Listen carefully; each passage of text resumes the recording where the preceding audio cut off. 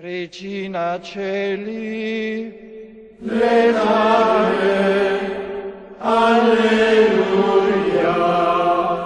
quia meruisti portare, Alleluia. Resurrexit, sicut dixit, Alleluia. ora pro nobis Deum. Alleluia.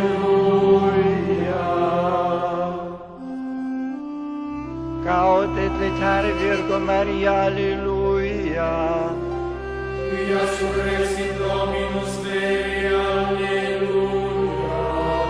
Oremus, Deus, qui per resurrectionem Filii Tui Domini nostri Iesu Christi, mundum beatificare dignatus es, presta que sumus, ut per eius genitricem Virginem Mariam, perpetue capiamus gaudia vitae, per iundem Christum Dominum nostrum.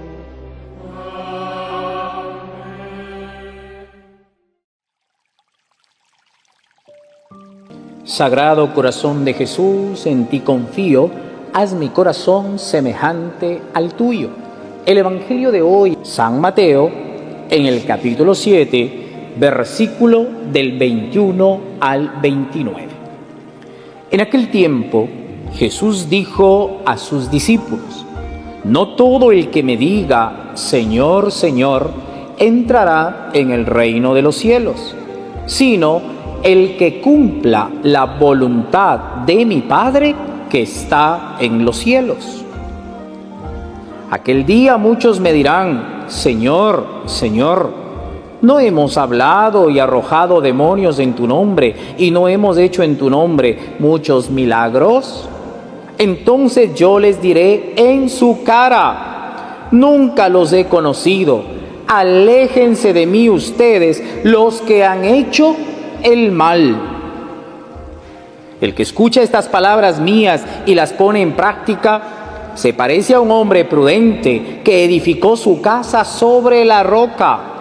Vino la lluvia, bajaron las crecientes, se desataron los vientos y dieron contra aquella casa, pero no se cayó porque estaba construida sobre la roca. El que escucha estas palabras mías y no las pone en práctica, se parece a un hombre imprudente que edificó su casa sobre arena. Vino la lluvia, bajaron las crecientes, se desataron los vientos, dieron contra aquella casa y la arrasaron completamente. Cuando Jesús terminó de hablar, la gente quedó asombrada de su doctrina, porque les enseñaba como quien tiene autoridad y no como los escribas. Palabra del Señor, gloria a ti, Señor Jesús. La invitación que Jesús nos hace en este día es ¿a qué? A edificar la casa sobre la roca. Preguntémonos, ¿qué significa la casa y qué significa la roca? La roca es Jesucristo, la roca es Dios. Y la casa es su vida, nuestra vida, su matrimonio, la familia, la vida de cada día, siempre y cuando la vivamos en función del bien. Siempre y cuando nuestras palabras, nuestras obras sean acorde al bien, a la voluntad de nuestro Padre Dios. Por eso insisto y repito, mi hermano, mi hermana, estamos edificando realmente nuestras vidas, nuestros hogares, nuestras familias, nuestros pueblos, nuestras comunidades, nuestros países, sobre la roca que es Jesucristo, sobre la roca que es Dios.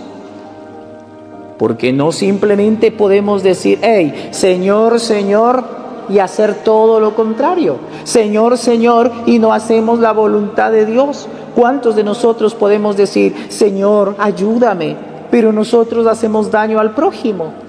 Señor, ayúdame, pero nosotros hacemos maldad al prójimo. Señor, ayúdame, pero nosotros no tenemos compasión ni misericordia con el prójimo. A veces ni con la misma casa, ni con la misma familia, peor con los demás. Entonces, hoy el Señor utilizó una expresión fuerte diciendo en el Evangelio, aléjense de mí, ustedes los que han hecho el mal. Es fuerte para usted, para mí, para reflexionar. Entonces pregúntese, ¿está haciendo el bien en la vida de cada día, pero desde lo más profundo de su corazón, o está haciendo el mal? Si usted hace el bien, Jesús le dirá, venga, bendito de mi Padre. Pero si usted hace el mal, Jesús le dirá, lo dice el Evangelio de hoy, San Mateo 7, 21, 29, aléjese de mí, usted que ha hecho el mal. Qué dolor, qué tristeza nos será que en el momento de querer vivir en el cielo para siempre, Jesús nos diga, aléjese de mí, porque usted ha hecho el mal. Porque Dios, Papá Dios, nos creó a todos y cada uno de nosotros para hacer el bien, para ser mujeres de bien, para ser hombres de bien. Por lo tanto, hermano, hermana, edifiquemos nuestras vidas sobre Jesús. Para que, decía el Evangelio, las tormentas, la lluvia, las crecientes, los vientos no destruyan. ¿Qué significa las tormentas, las lluvias, la creciente en la Biblia? Significan los problemas, las enfermedades, las dificultades, todos esos momentos difíciles que nos tocan. Si nuestras vidas están sobre Jesucristo, ningún problema, ninguna dificultad, ningún dolor, ninguna enfermedad, ninguna prueba nos va a derrumbar y nos va a acabar. Si ese matrimonio está sobre la roca que es Cristo, ningún problema, ninguna dificultad lo va a derrumbar. Si esa familia, si ese pueblo, si el país está sobre la roca que es Cristo, ningún problema, ninguna dificultad lo va a derrumbar, lo va a acabar, porque es Cristo quien lo sostiene. Pero, ¿estamos realmente edificados sobre Cristo? Y el camino es la oración, el camino es la Santa Misa, el camino es la vivencia de los sacramentos, la vivencia de los mandamientos, las obras de misericordia. El camino es, como dijo hoy, hacer el bien. Recuerde, si usted edifica su vida sobre Cristo, nada ni nadie lo derrumba.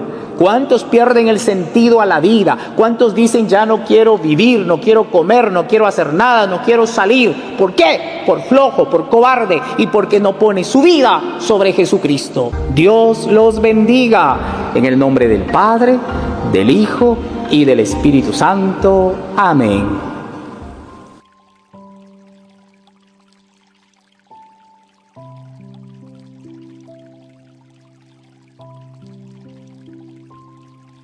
Catecismo de la Iglesia Católica. La mera palabra externa de confesión no es suficiente para conseguir la vida eterna. A través de la palabra son necesarias la conversión del corazón y la disposición a realizar la voluntad de Dios. A través de las obras deben ser manifestación de la fe. Y la oración cristiana debe reflejar una sincera sumisión y el deseo de cumplir la voluntad del Padre.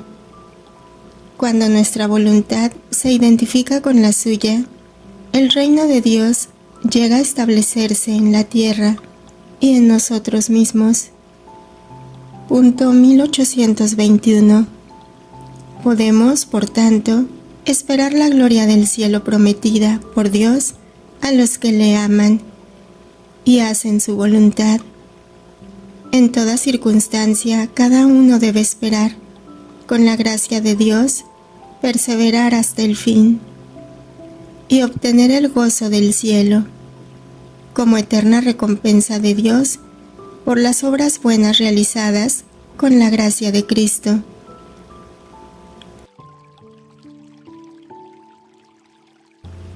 En la esperanza, la Iglesia implora que todos los hombres se salven. Espera estar en la gloria del cielo unida a Cristo, su esposo. Espera, Espera, que no sabes cuándo vendrá el día ni la hora. Vela con cuidado, que todo se pasa con brevedad, aunque tu deseo hace lo cierto dudoso, y el tiempo breve largo. Mira que mientras más peleares, más mostrarás el amor que tienes a tu Dios, y más te gozarás con tu amado, con gozo y deleite que no puede tener fin. Santa Teresa de Jesús. Exclamaciones del alma a Dios. Numeral 2611. La oración de fe no consiste solamente en decir Señor, Señor, sino en disponer el corazón para hacer la voluntad del Padre. Jesús invita a sus discípulos a llevar a la oración esta voluntad de cooperar con el plan divino. Por la oración podemos discernir cuál es la voluntad de Dios y obtener constancia para cumplirla. Jesús nos enseña que se entra en el reino de los cielos no mediante palabras, sino haciendo la voluntad de mi Padre que está en los cielos. Mateo 7:21. Cumplan mi voluntad. Volumen 31, agosto 20, 1933. Diferencia que hay entre quien hace la divina voluntad y entre quien vive en ella. Hija mía, hay gran diferencia entre la una y la otra. Quien vive en mi divina voluntad posee la vida de ella y recibe vida continua de Dios para conservar, alimentar y hacer crecer esta vida de mi voluntad en la criatura. Vida posee y vida recibe. En cambio, quien hace mi divina voluntad recibe los efectos de ella, y entre la vida y los efectos hay tal diferencia que no hay comparación posible. ¿No hay diferencia entre la vida y la obra? La vida palpita, piensa, habla, ama, camina y repite cuantas veces quiere lo que posee como vida. En cambio, la obra, siendo efecto de la vida, no palpita, no piensa, no habla, no ama, no camina, ni es capaz de repetirse, y puede darse que la misma obra con el tiempo se consuma y no se encuentre más. ¿Cuántas obras hechas quién sabe con cuánto ruido no existen más? En cambio, la vida no se consume, y si se consume el cuerpo por la muerte, es por poco tiempo, pero el alma no muere, ni puede consumirse aunque lo quisiera.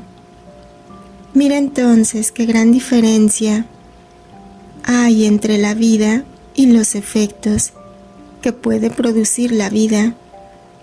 Los efectos se producen a tiempo, circunstancias y lugares. En cambio, la vida no se interrumpe jamás, palpita siempre y tiene en su poder el poder producir diversos efectos según las circunstancias.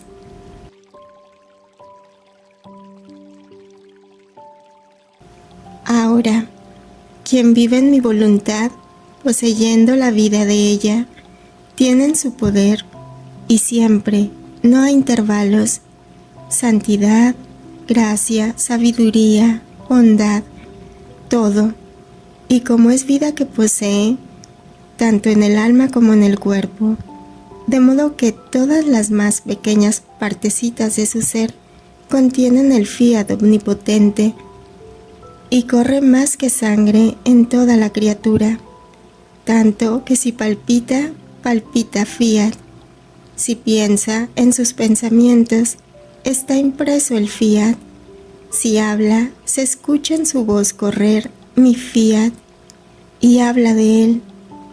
Si obra, sus obras están empastadas con mi fiat, y si camina, sus pasos dicen fiat. Es vida, hija mía, y como vida, se la debe sentir en todo su ser. No puede hacer menos que sentirla. No así para quien hace mi voluntad. Para percibirla, la debe invocar, rogar. Pero, ¿cuándo la invoca? En las circunstancias dolorosas de la vida, en las necesidades, cuando se ve acosada por enemigos, casi como aquellos que llaman al médico cuando están enfermos, pero si están bien, el médico es siempre un extraño para ellos, por lo que la vida perenne de mi querer divino no existe en ellos, y por eso son cambiantes en el bien. La paciencia, la oración, la luz, no la siente como vida en ellos, y por lo tanto no sienten la necesidad de poseerlas como propiedad propia, ni las aman con verdadero amor, porque cuando los actos no son continuos, no se tiene el dominio sobre de ellos, ni se tiene en propio poder, por lo que el amor queda roto. Por eso la diferencia es grande entre la vida y los efectos. La vida hace sentir la necesidad de vivir de voluntad divina, en cambio los efectos no. Si se tienen, se tienen. Si no se tienen, quedan indiferentes. Por eso, el querer siempre mi voluntad significa que se posee la vida de ella.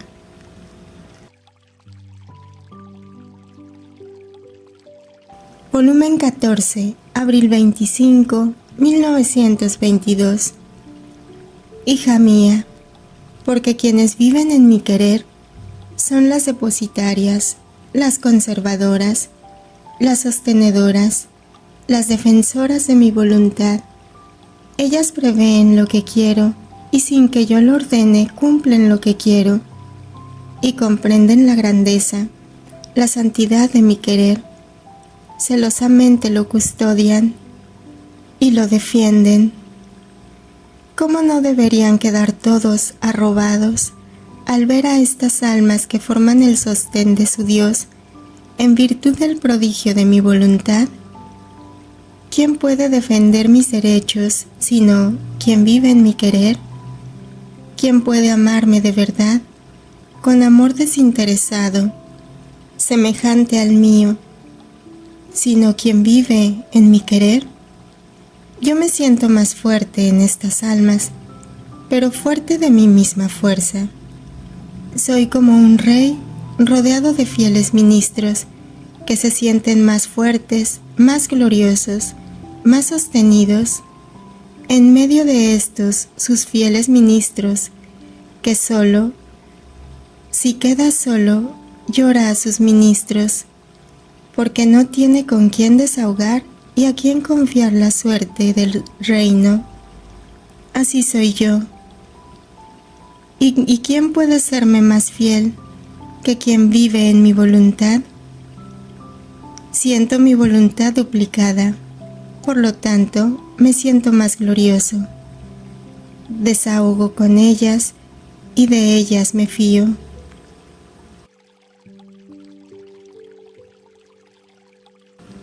Volumen 29, mayo 31, 1931. La felicidad de Jesús es encontrar a su criatura en la divina voluntad. Hija mía, cómo me es dulce encontrarte en mi divina voluntad, y no como aquellas criaturas que se encuentran en ella forzadas, por necesidad y porque no pueden hacer de otra manera, y mientras están en ella, no la conocen, ni la aman, ni la aprecian, sino que, encontrándote, te encuentro voluntariamente, la conoces y amas, y llegas hasta encontrar tu dulce reposo, y me siento muy atraído a ti, mucho más que la misma potencia de mi voluntad se impone sobre tu Jesús para develarme, y yo no sé negarle nada, porque podría decir que la única felicidad que me viene de la tierra es encontrar a la criatura en mi divina voluntad, y cuando la encuentro quiero corresponderle por la felicidad que me da, primero con hacerla feliz, después con prepararla y disponerla a hacer un acto de mi voluntad. Preparo el espacio, porque es tanta la grandeza, la santidad, la potencia que contiene un acto hecho en ella, que la criatura no podría contenerlo si yo no le diera la capacidad. Por eso, quien vive en mi querer es inseparable de mí, porque mientras ha hecho un acto, debo prepararla para otro acto. Mucho más que yo, no dejo jamás a la criatura en un punto, sino que la hago crecer siempre, hasta poder decir: no tengo más que darle, estoy contento, porque le he dado todo. Porque tú debes saber que cada vez que la criatura hace un acto en mi divina voluntad, se arroja en ella, y Dios se arroja en la criatura. Entonces, en el arrojarse recíprocamente, Dios comunica su acto nuevo, jamás interrumpido, y la voluntad humana queda en poder de la voluntad divina, y siente nuevo amor, nueva potencia, nueva frescura, con todos los refrigerios divinos, de modo que en cada acto se siente renacer nuevamente en la vida divina, sin perder lo que ha recibido en los otros actos. Adquiere e incorpora en sí la nueva vida que le ha sido comunicada, tanto que se siente crecer, alimentar con nuevo crecimiento y con alimentos nuevos. Entonces, quien vive en nuestra voluntad adquiere siempre nuevos conocimientos de su Creador, y el nuevo conocimiento le lleva a la corriente del continuo acto nuevo que Dios posee. ¿No ves tú el cielo, las estrellas, el sol? ¿Ves acaso algún cambio en ellos? O bien, después de tantos siglos, ¿no están siempre frescos, bellos, nuevos, como fueron creados? ¿Y por qué?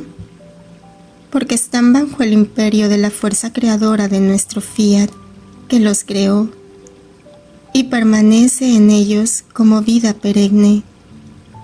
Por eso, la permanencia de mi voluntad en la criatura produce con su imperio dominante vida nueva de paciencia, de oración, de paz, de sacrificio y de alegrías infinitas.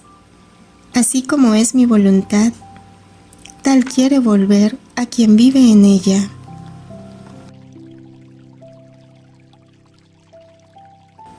Él escucha mis palabras y no las practica. Volumen 13, octubre 13, 1921. Todas las palabras de Jesús son fuentes, llevan y brotan hacia la vida eterna. Hija mía, cada vez que yo te hablo, intento abrir una fuentecita en tu corazón, porque todas mis palabras son fuentes que llevan y brotan a la vida eterna. Pero para formarse estas fuentes en tu corazón, tú debes poner también de lo tuyo, es decir, debes masticarlas muy bien para poderlas poner en tu corazón y abrir en él la fuente.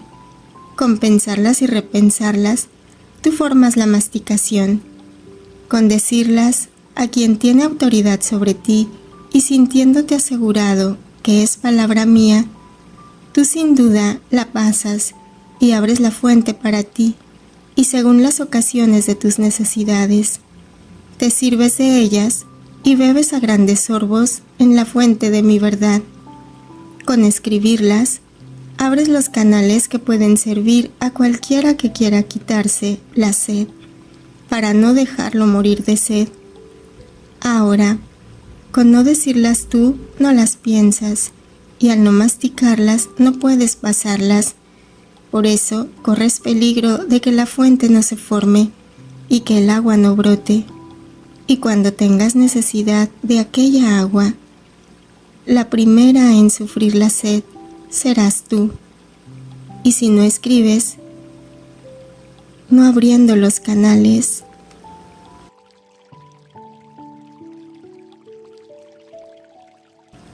Volumen 29, agosto 22, 1931.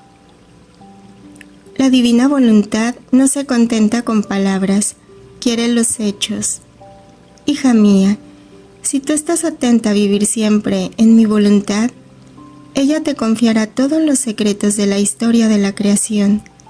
Hará el depósito en tu alma de todas sus alegrías e íntimos dolores suyos, y como secretaria suya, con su luz vibrante, transformándose en pincel, pintará en ti el sol, el cielo, las estrellas, el mar, las bellas floraciones, porque ella cuando habla no se contenta con las solas palabras, a su inextinguible amor y a su luz interminable.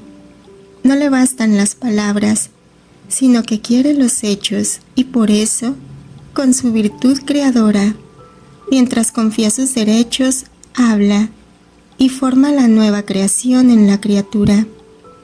No se contenta con decir sus secretos, sino que quiere hacer las obras que contienen sus secretos. Jesús, te amo. Toma mi voluntad, dame a cambio la tuya.